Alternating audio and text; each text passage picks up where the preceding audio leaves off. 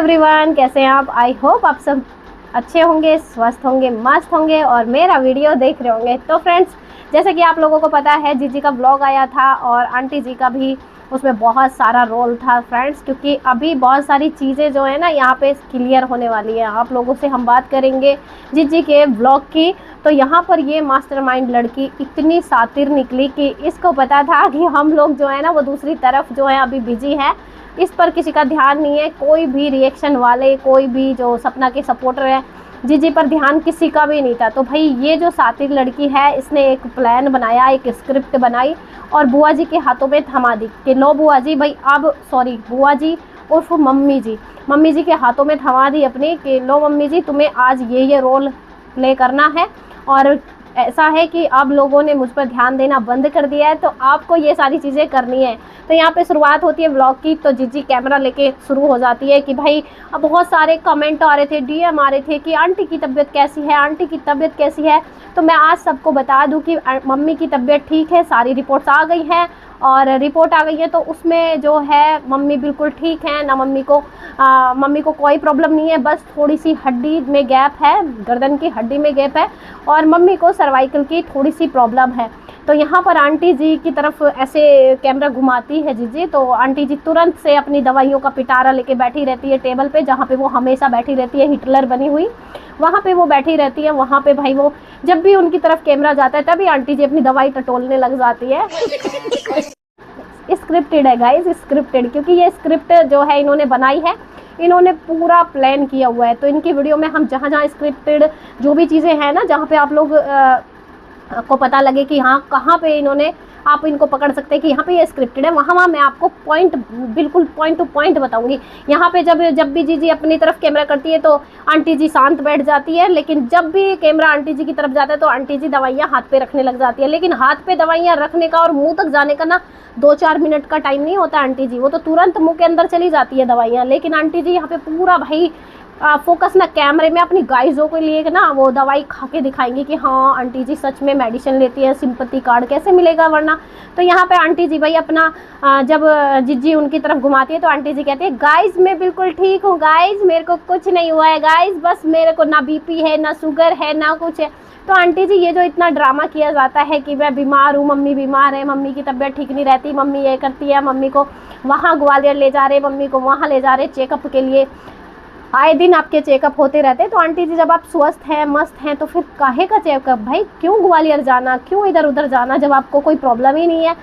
बात तो सही है। या फिर यहाँ पे सिंपैथी लेने के लिए, आप ब्लॉगिंग के लिए, आप डॉलर के लिए ये सब करते हो।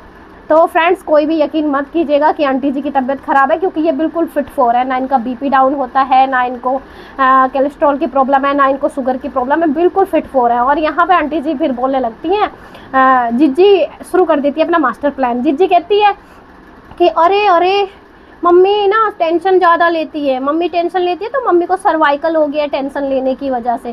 भाई सर्वाइकल तो हमें भी है, हमें भी सर्वाइकल है, लेकिन इसका मतलब ये नहीं है कि सर्वाइकल टेंशन लेने से हो जाता है। ये गर्दन की जो हड्डी है ना, ये थोड़ी सी बढ़ जाए तो सर्वाइकल हो जाता है। कुछ भी बहुत सारी चीज़ें होती हैं जिससे सर्वाइकल होता है, ऐसा नहीं है ज़रूरी कि भाई टेंशन से ही सर्वाइकल होता है, ठीक है। तो जीजी ये तो तुम यहाँ पे गेम खेलो मत, क्योंकि सबको पता है कि सर्वाइकल कैसे होता है। और यहाँ पे जीजी बोलती है मम्मी तुम टेंशन बहुत लेती हो, बहुत टेंशन लेती हो, मम्मी तुम टेंशन मत लिया करो। तो भैया वो शुरू हो जाती है, वाहे ना टेंशन लूँ, कुछ कहती हैं कि भाइयों का नाम लेने सिंपैथी लेने आ जाती हैं, बेटों का नाम लेके सिंपैथी लेती हैं, ये करती हैं, तो काहे ना ले। 30 साल, एक को 36 साल, एक को 35 साल, एक को 30 साल मैंने पाला है। जो सूरज जी हैं उनकी जो है ये 35 साल बताती हैं और 30 साल राजवीर भाई की बताती है एज आंटी जी। तो मैंने इनको पाला है, पोसा है, ये किया है। तो भाई आंटी जी आई एग्री, हम सब मानते हैं कि आपने उनको पाला पोसा, जो भी है आपने किया, और हर माँ बच्चे का करती है और हर माँ को दुख होता है, आपको बहुत बड़ा दुख है, हम मानते हैं। लेकिन एक बात बताइए, ये जो दुख का आप रोना रोने आती है, क्या ये व्लॉग के अंदर ही आता है? आप जो ये सब लोग करते हो कि भाई आंटी बहुत परेशान है, 2 बच्चे खोए हैं, ये वो है, तो क्या आंटी जी को जब भी रोना आता है क्या वो कैमरा ऑन करवा के ही रोती हैं? अकेले में नहीं रोना आता इनको? और यहाँ पे चलो ठीक है, तुम्हारे भाई हैं, तुम्हारे बेटे हैं, तो भाई तुम नाम लो, लेकिन हर बार सिंपैथी कार्ड वीडियो में लेना क्यों? जब सपना को तुम लोग बना कर देते हो, सपना वीडियो में नाम ले तो वो सिंपैथी कार्ड खेलने आ गई, डॉलर के लिए कंटेंट बनाने आ गई। और आंटी जी आप ही ने बोला था ना सपना को, जब श्राद्ध कर रही थी कि कंटेंट चाहिए इसको, हर चीज़ का कंटेंट बना देती है। तो आप क्यों बनाती हो हर चीज़ का कंटेंट? अपने उन 2 बेटों का ही कंटेंट क्यों बनाना है आपको? और रही बात आरू आरोही की, तो भाई आरू आरोही को तुम लोग क्यों कंटेंट बनाते हो? आपने बोला ना कि आपके सिर्फ 2 बच्चे थे, तो भाई सपना की भी 2 बच्चियां हैं, तो फिर उनका नाम क्यों लेती है ये जिज्जी कंटेंट बना के, आरू आरोही आरू आरोही? ठीक है, अपने भाइयों का लो, वैसे लो भाई, जो तुम्हें करना है करो, क्योंकि सबको पता चल गया कि आप लोग बेवकूफ़ बनाते हो, बस और कुछ नहीं करते हो।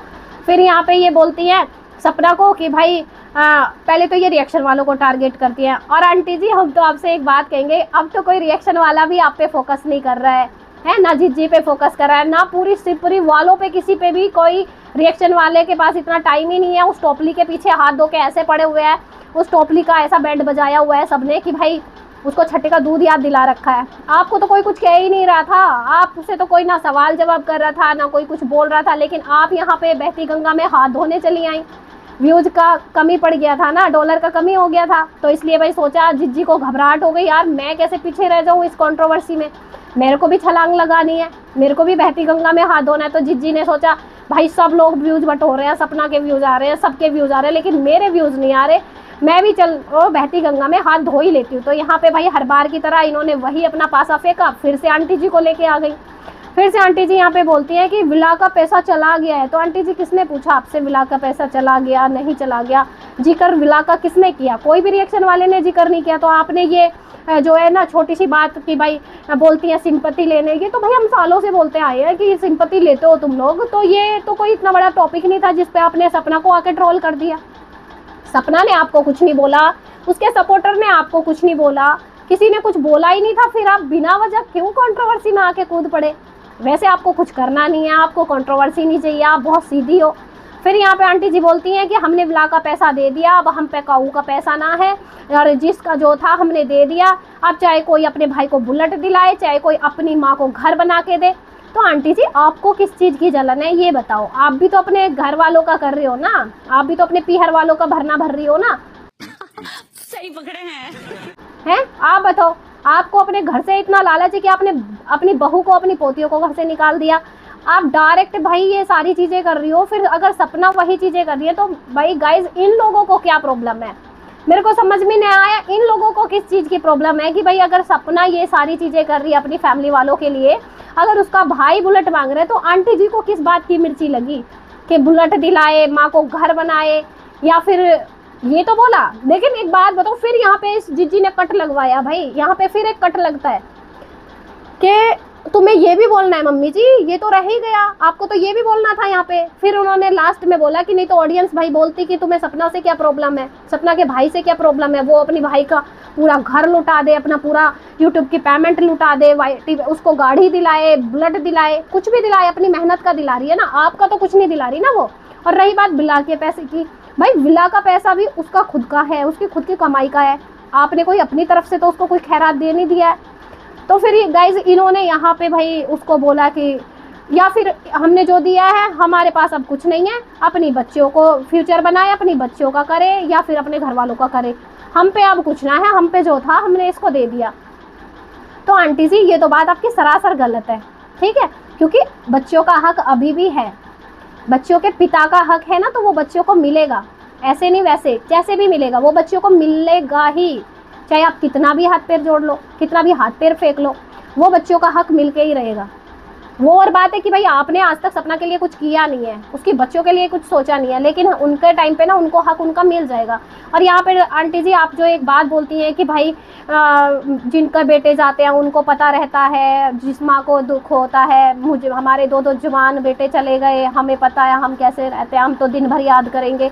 आंटी जी आप दिन भर याद कर रही है, पर कैमरे में क्यों याद करना है? कैमरे में क्यों आप लोगों को सिंपैथी लेनी है दिखा करके? और यहाँ पे आंटी जी बोलती है जब भी मैं भगवान के आगे हाथ जोड़ती हूँ मैं कुछ नहीं मांगती हूँ, मेरा तो सब कुछ ख़त्म हो गया। तो आंटी जी आपकी 2 बच्चियाँ थी, अगर आप अच्छी दादी होती तो आप ये कभी नहीं बोलती कि मेरा सब खत्म हो गया है। इनकी जगह 2 पोते होते तो क्या तब भी आप यही स्टेटमेंट देती कि मेरा सब खत्म हो गया है? तब तो आप नहीं देती ना। थोड़ा सा सुधरो, अपने में थोड़ा चेंज लेके आओ भाई। हम तो सोचे थे वो जो प्यार था आपका, जो पैर छूना, उनको विदाई देना, उनसे इतना लाड़ दुलार करना, गोद में बिठाना, हम तो उसको सच में प्यार समझ बैठे थे। लेकिन यहाँ पर इनका असली रूप देख लिया गाइस, ये है दादी का असली रूप। ऐसी दादी भगवान किसी को ना दे, ठीक है। जो ये ऐसा बोल रही है कि मेरा तो सब खत्म हो गया, अब मैं किसके लिए मांगू। चलो ठीक है, आप किसी के लिए ना मांगो, पर जिसको तुम इतनी पूजती हो, जिसके कहने में आप अपने घर का नाश करके बैठी हो, कम से कम इस जिज्जी के लिए ही मांग लेती। ये तो मत बोलती कि मैं किसके लिए मांगू, मेरा तो सभी खत्म हो गया है। और उन जिन 2 बेटों का रोना आप रोती रहती हो, हर वक्त रोती रहती हो, तो कम से कम उनके भी 2 प्यारी प्यारी बच्चियां हैं, कम से कम उनके लिए ही दुआएं कर लिया करो कि मेरी बच्चियां जहाँ हैं खुश रहे, अच्छा जीवन मिले, आगे बढ़े, तरक्की करें ज़िंदगी में। बहुत कुछ है मांगने के लिए।